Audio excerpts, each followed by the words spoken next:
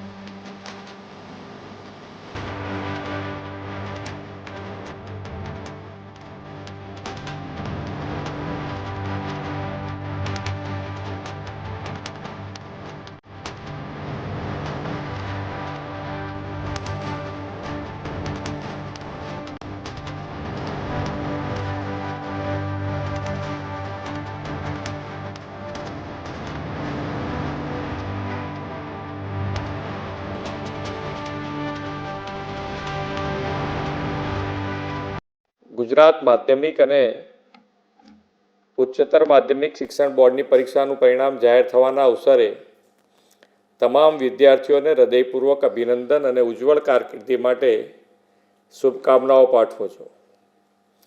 બોર્ડની પરીક્ષાઓ વિદ્યાર્થીના કારકિર્દી ઘડતરમાં અગત્યનું સ્થાન ધરાવે છે।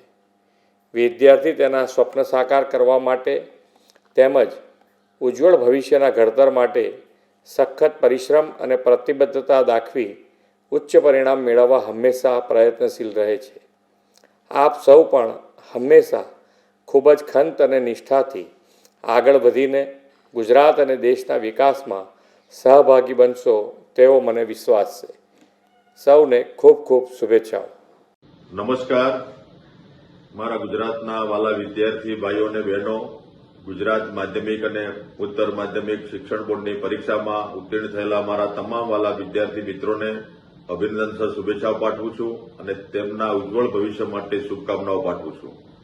સાથે સાથે મારા ગુજરાતના પરીક્ષામાં ઉત્તીર્ણ ન થનાર વિદ્યાર્થી મિત્રોને સાંત્વના પાઠવું છું અને એમને હિંમત હાર્યા વગર અને ધૈર્ય ગુમાવ્યા વગર પુનઃ પરીક્ષાઓની તૈયારી કરવા માટે અપીલ કરું છું અને એમને પણ એમના ભવિષ્યની શ્રેષ્ઠ શુભેચ્છાઓ પાઠવું છું। આદરણીય આપણા દેશના સન્માનીય વડાપ્રધાન નરેન્દ્રભાઈ મોદી સાહેબના માર્ગદર્શન હેઠળ સમગ્ર દેશમાં શિક્ષણ ક્ષેત્રે આમૂલ પરિવર્તન આવ્યું છે।